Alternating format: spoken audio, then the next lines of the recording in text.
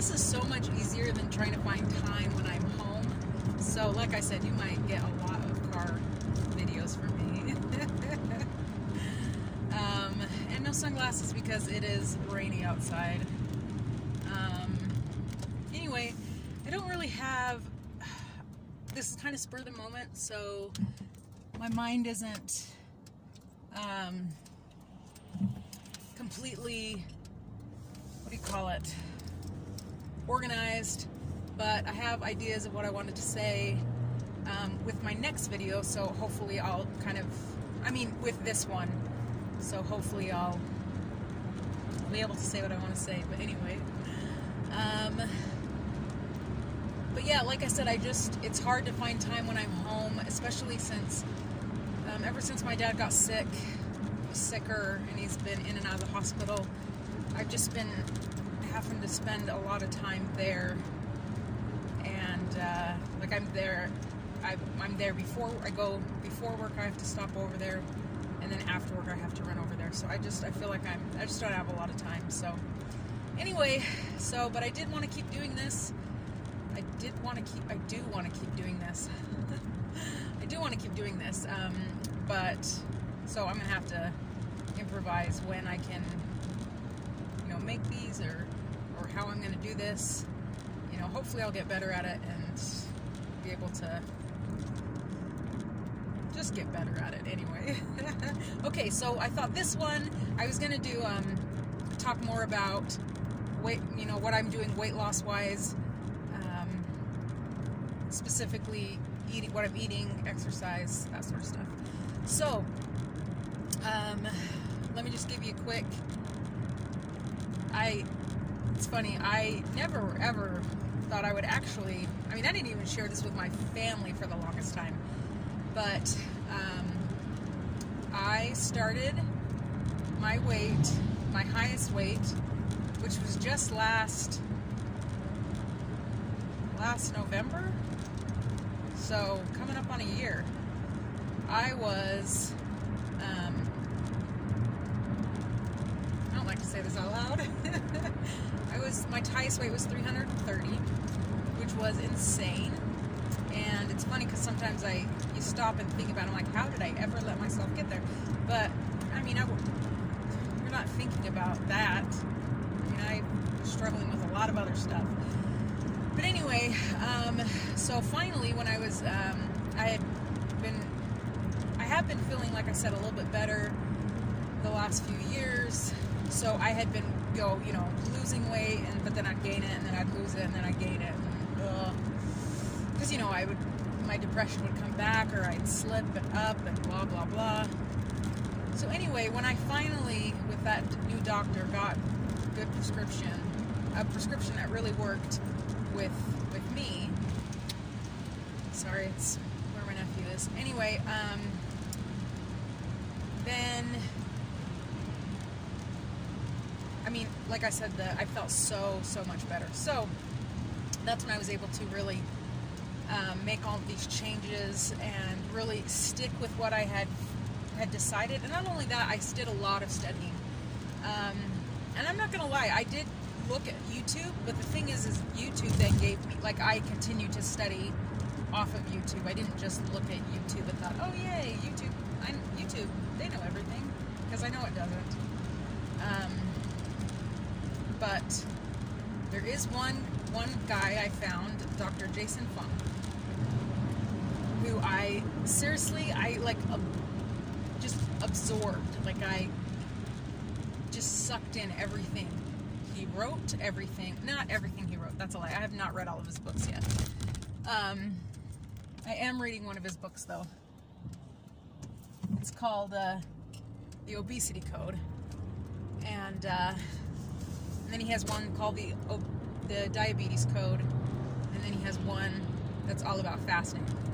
But anyway, but he's a nephrologist, I think he's a kidney specialist, and so he works with a lot of obese patients that have because your kidneys are one of the first things to go. Your extremities, your eyes, and your kidneys. Anyway, when you have diabetes. So he works with a lot of patients like that. So, and he was noticing that, well, he did nothing. Like, it's hard. It's been a while since I've really studied it, because, you know, I studied it, I got what I wanted, you know, to do from it, and I just did it, and it's awesome. But anyway, basically, he just started to realize that what he was telling his patients was wrong. That this idea that diabetes was chronic, because, I don't know if I told you, can't remember if I told you this, I was also diagnosed with diabetes. I was told I had diabetes. Anyway, I was diagnosed with it. I was taking medicine, blah, blah, blah. Anyway, but he was, you know, because diabetes is chronic.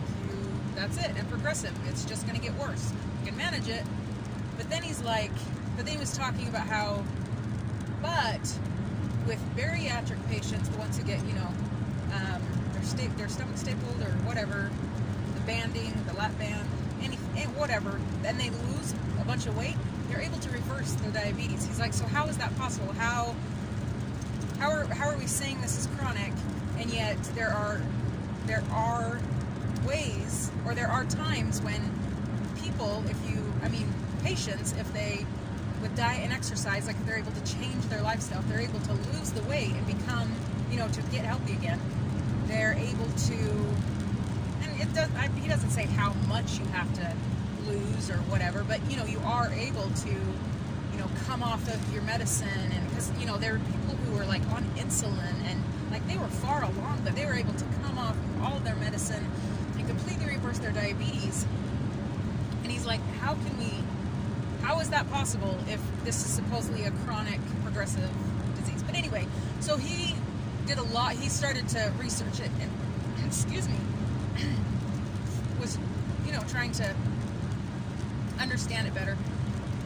And he has a really good analogy about calories in, calories out, because, you do need a calorie deficit to lose weight, obviously. But what calories you take in are important as well. It's like, it's a 3-compartment sink, not a 2-compartment sink, or not a 1-compartment sink, or is it a 2-compartment sink, not a 1? I don't know. But anyway, basically what it is, I think what it is, because like I said, it's been a while. I shouldn't say anything, I don't know for sure. You guys go look at it for sure, but I'm pretty sure what it is, so you take in food, and sugar, carbs. We eat a lot of carbs in this lovely diet of ours in this country. Not in just this country, in any country, in most countries. Too many countries in the Western world. How's that? I don't know. I don't care. Whoever. Whatever. I'm not getting into all that. But anyway, so you eat carbs. Your body uses it as sugar, as energy until it doesn't need it anymore, and then it shoves it into cells, and you know, because you send out insulin, body shoves the sugar into cells.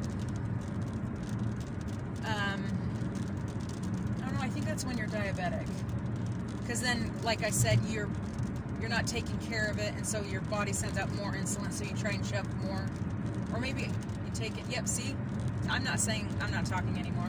Basically, though, what happens is you keep shoving sugar into cells, and then it sends it throughout the body and it deposits as fat.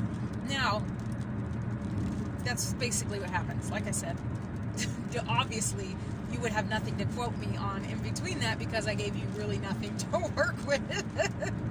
But anyway, see, I really should have done a little bit more. Researched this. But anyway, so basically what he's saying is, if it was just the 1-compartment sink where all the calories went into this big sink, and then they all just came out, you know, when you needed them, but it doesn't happen like that. It goes in, and then insulin decides where it goes, and so insulin stores the fat for when you need it later. And so if you're not ever letting your insulin come down and bring bringing your sugar level, your insulin down to bring out the fat that's stored away, you're never going to use the fat that's in there. Does that make sense? That makes sense? I mean, it makes sense to me, but go check out Dr. Jason Fung. No joke. He's on YouTube, and why I say YouTube, and it's just easy for you, it's easy. And he's on, like, it's not just, he has lectures that he does, he's on, like, interviews with other doctors, he does collabs with other doctors, blah, blah, blah. Anyway, he is so good to listen to him. I just understood so much better, like, how what food was, and, like, the role it plays in our body. And that while, yes, it is calories in, calories out, it is just a little bit more technical than that. It really is. And I have lost, I've lost 90 pounds. 90 pounds, which is insane. Oh, and the other thing that I've done, besides exercise, I walk a lot. I take my dog for a walk, I do exercise, I walk at home, and then I do some strength training. Not big on strength training. I mean, I want to be big on strength training, but I'm just easing myself back into it because it's been a while. So anyway, but the other thing I've used is intermittent fasting. And can I just say that I think intermittent fasting is awesome. It is so handy. I think it is, anybody can do it, and anybody, like, how can it not work for anybody, in my opinion? Because, again, I studied all this, like, months and months ago. Anyway, but, and also, intermittent fasting isn't just about losing weight. That is a happy side effect, I think. And it also helps you with the calorie deficit, definitely. But there's just so many benefits to fasting. There's something called autophagy. It's where your cells repair themselves. Our growth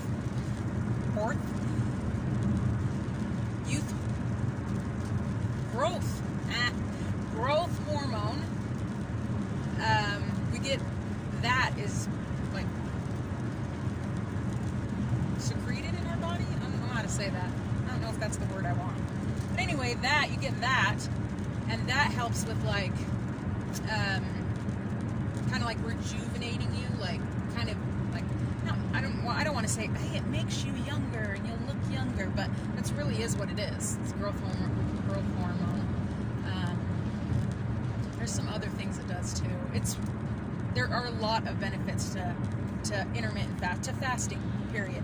Because there's a number of different ways to do fasting. I've tried a number of them. I started out doing just the basic, where I ate for 8 hours and I fasted for 16. And I know that's fairly easy because, I mean, you sleep through, 8 of them? And me at the time, because I was depressed and sleeping a lot, I wasn't way depressed, but I still was able to sleep a lot. I could sleep, 10 to 12 hours, so that was primo for me. But anyway, I just kept trying new things. I would find out about different types of fasting.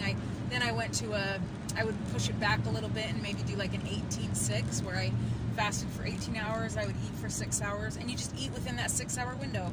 And you could do it whenever you wanted. Like, if you wanted to eat breakfast and lunch, eat breakfast and lunch. If you wanted to eat lunch and dinner, eat lunch and dinner. If you wanted to eat dinner and a late night snack, do dinner and a late night snack. You know what I mean? And then if you can go all the way up to, you can go all the way up to whatever, but I'm saying, and then there's another one that's 20, where you fast for 20, you eat in between a 4-hour window. And there's the 1 meal a day, which is called the OMAD. I think some people call it the warrior diet. But OMAD, I did that, and I actually like that one. But sometimes that's annoying, just because you can't kind of like play with that one.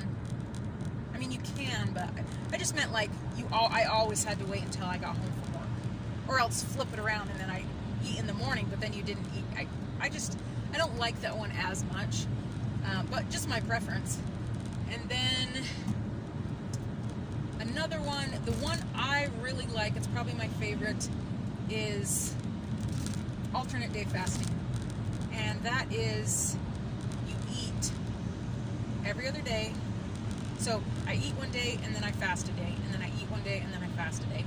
And some people do an alternate day fasting modified, where you eat one day and then the next day you eat 500 calories, and you're not really fasting if you're eating 500 calories. But anyway, that's just my opinion. And it's not a true alternate day fasting. But anyway, so that's the one I really like. That's the one that I've gotten most my success from, is the alternate day fasting. And then I even went to kind of shake up my body, sometimes just to kind of throw it off. Sorry, I haven't looked at the camera for a while. Just to kind of throw it off and make it so, shakes it up a little bit, doesn't get used to things, so you don't plateau. I've done a alternate day OMAD, that's kind of much, but I didn't do that for very long. I alternate day, and then only 1 meal a day on that day. Oh, and on the OMAD, you have all your calories in that one meal. So let's say you give yourself an hour, and then you have all your calories in that 1 hour. So one meal, all the calories. Anyway, and that was actually kind of hard to do.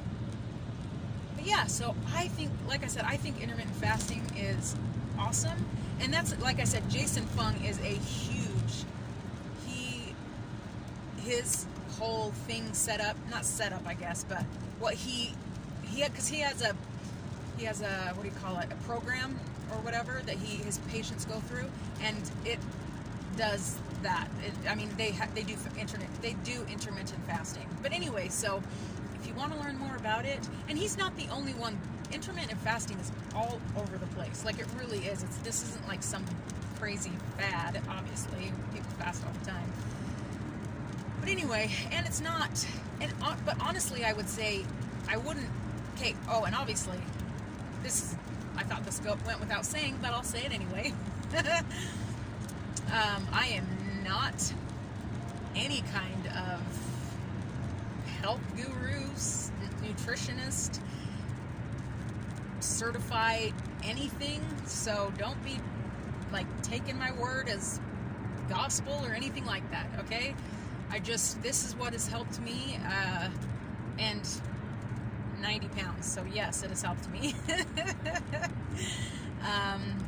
And so yeah, but just, research it yourself, learn more about it.